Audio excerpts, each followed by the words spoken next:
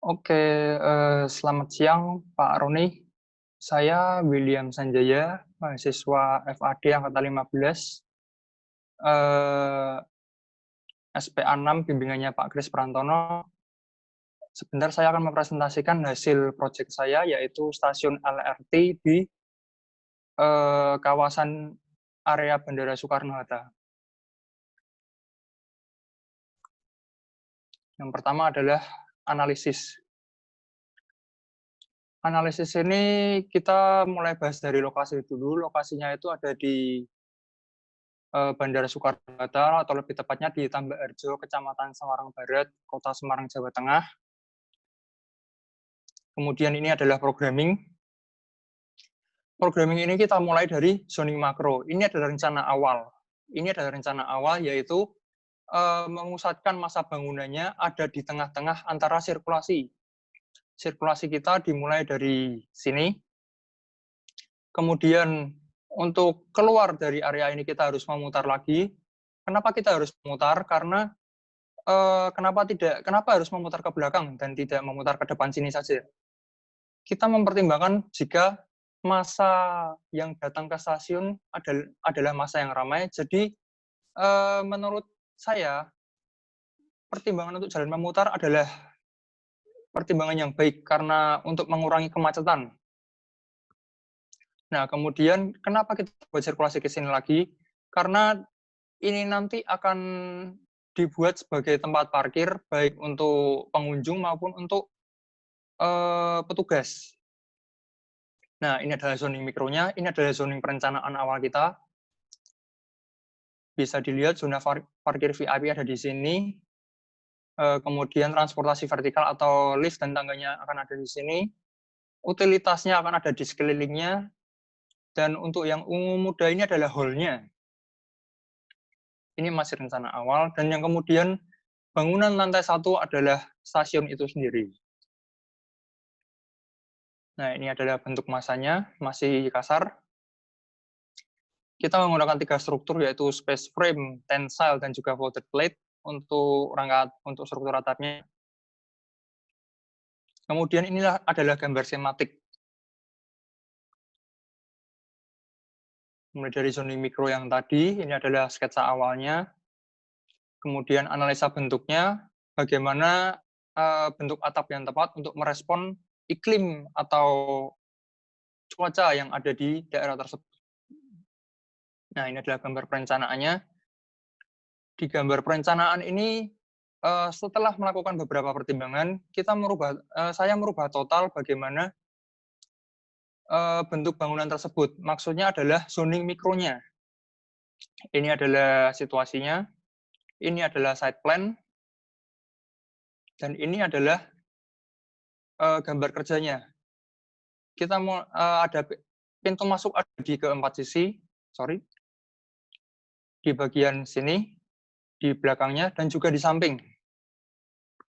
Pintu akses samping dikhususkan untuk petugas, sedangkan ini adalah zona parkir VIP, ini adalah parkir pengunjung supaya pengunjung dapat mudah masuk, jadi kita ciptakan juga pintu di sini. Dan kemudian yang di sini adalah untuk zona drop off. Nah, untuk naik ke lantai berikutnya, kita ada eskalator dan juga tangga. Kita buat tidak menjadi di tengah, karena tengah adalah untuk kolom rel atau girdernya nanti untuk LRT-nya. Jadi kita pisah tangganya, ada di bagian selatan dan bagian utara. Selain itu memisah tangga ini juga menguntungkan, karena tidak akan membuat orang ngejam di satu tempat. Nah, ini adalah lantai 1, tadi adalah lantai dasar. Lantai 1 bisa diakses langsung dengan adanya tangga dari Skybridge yang ada di bagian selatan dan juga di bagian utara. Jadi baik nanti ada orang yang parkir di zona parkir ini, mereka bisa mengakses lewat Skybridge yang ada di bagian utara. Sedangkan orang yang ada dari gedung parkir di bagian selatan bisa mengakses dari Skybridge bagian selatan ini. Ini adalah lantai 2-nya, yaitu peron untuk stasiun tersebut. Bisa kita lihat, ini adalah peron kedua, yang di atas adalah peron kedua, yang di bagian utara adalah peron kedua, dan yang di bagian selatan adalah peron pertama. Bisa diakses lewat kedua tangga dan juga eskalator tersebut. Ini adalah tampak depan dari bangunan, tampak belakang, tampak samping kiri, dan juga samping kanan. Ini adalah potongan dari bangunan. Kita menggunakan bore pile untuk pondasinya. Dan ini adalah kolom untuk penopang U-girder bagi LRT. Ini adalah potongan dari bagian lain, potongan B, strip B. Kita bisa lihat skybridge-nya dari bagian selatan ini.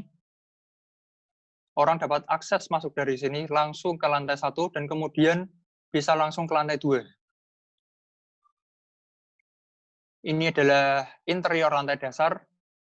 Saya lupa bilang, karena untuk penyandang disabilitas juga, kita juga ada lift. Lift ini hanya ada 1 buah, karena hanya dikhususkan untuk penyandang disabilitas. Ini adalah interior lantai 1. Kita bisa lihat adanya lift yang bisa naik langsung ke lantai 2 juga. Kemudian ada eskalator dan juga tangga di bagian kedua sisi utara dan selatan. Di bagian lantai 1 kita buat terbuka menghadap selatan supaya cahaya matahari juga dapat masuk untuk menciptakan pencahayaan alami. Bukaan banyak kita ciptakan, banyak saya ciptakan untuk membuat sirkulasi udara. Kita bisa memanfaatkan adanya angin yang terus berhembus di area bandara tersebut. Area bandara itu area yang dekat laut, sehingga pasti banyak angin. Nah, ini adalah interior lantai 2-nya atau di stasiunnya. Kita bisa lihat, ini adalah rangka folder plate, yang di paling atas ini adalah kita gunakan tensile. Kenapa kita gunakan tensile di paling atas? Gunanya untuk menahan air hujan yang turun. Selain itu, tensile itu juga sedikit transparan. Jadi kita bisa memanfaatkan membran untuk menyerap cahaya matahari, tapi tidak sepenuhnya. Jadi kita dapat menggunakan cahaya alami, tapi tidak langsung merasakan panasnya. Dan kemudian ada space frame sebagai pemisah antara folder plate 1 dan bagian lainnya. Ya, demikian presentasi dari saya, Pak. Semoga dapat menjelaskan semuanya. Mohon maaf jika ada salah kata, dan berikut adalah video penjelasan video yang dapat membantu penjelasan dari presentasi saya tersebut. Silakan menikmati, dan sekali lagi mohon maaf jika ada salah. Video tersebut berdurasi sekitar 2 menit 40 detik. Semoga dapat menjelaskan kekurangan dari gambar-gambar saya. Terima kasih sebelumnya Pak Roni. Tuhan memberkati.